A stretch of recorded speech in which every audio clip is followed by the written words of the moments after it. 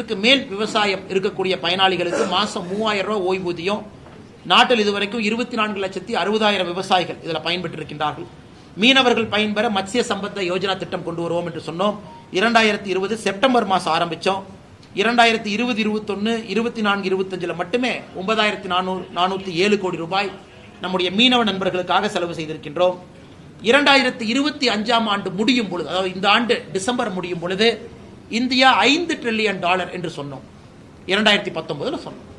இன்னைக்கு India 4.1 trillion. இன்னைக்கு நாம ஜூன்ல இருக்கோம். 4.1 ட்ரில்லியன். குறிப்பாக நாம் இதை புரிந்து கொள்ள வேண்டும். கொரோனால 2 ஆண்டுகள் 2020, 2021 கொரோனா பெரும் தொற்றில் நம்ம மாட்டியும் கூட நம்ம சொன்ன டார்கெட்டை நோக்கி போயிட்டு இருக்கோம். சமீபத்தில் ஜப்பான் நாட்டை முன்னேற்றம் செய்து உலகத்தினுடைய 4வது பெரிய பொருளாதார நாடாக மாறி இருக்கின்றோம். உலகத்தில் வேகமாக வளரக்கூடிய பொருளாதார நாடாக இருக்கின்றோம்.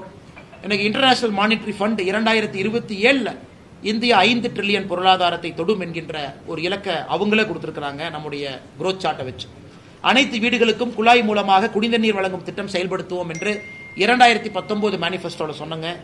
ஆகஸ்ட் மாதம் திட்டத்தை ஆரம்பித்தோம். நாட்டில் 12 கோடி வீடுகள், அதாவது மொத்தம் இருக்கக்கூடிய வீடுகளில் 76% நாட்டு மக்களுடைய வீடுகளுக்கு குழாய் மூலமாக குடிநீர் திட்டத்தை கொண்டு வந்திருக்கின்றோம். நாட்டில் 75 புதிய மருத்துவக் கல்லூரிகள் அமைப்போம் என்று 2019 சொன்னோம். 2019 ஆகஸ்ட் திட்டத்தை துவங்கினோம். தமிழகம் உட்பட, தமிழகத்துக்கு 11 மருத்துவக் கல்லூரி உட்பட 75 மருத்துவக் கல்லூரிகளும் கொடுத்து விட்டோம். நாட்டில் 5 ஆண்டுகளில் 60,000 கிலோமீட்டர் தேசிய நெடுஞ்சாலை போடுவோம் நம்ம சொன்னோம்.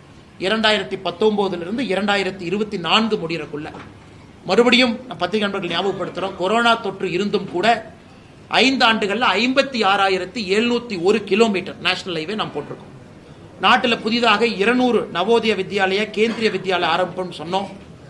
2019 ஆண்டுகளுக்கு பிறகு 113 கேந்திரிய வித்யாலயா, நவோதயா பள்ளிகள் நாம திறக்க ஒப்புதல் வாங்கியிருக்கின்றோம், திறந்திருக்கின்றோம். வறுமை கோட்டிற்கு கீழே இருக்கவங்கள சிங்கிள் டிஜிட், அதாவது ஒற்றை எண்ணிக்கை அடிப்படையில் கொண்டு வந்துருவோம். நம்முடைய நாட்டில் மிக இரட்டை எண்ணிக்கை அடிப்படையில் இருக்கிறாங்க, பர்சன்டேஜ் இதில் கொண்டு வந்துவோம் என்று சொன்னோம்.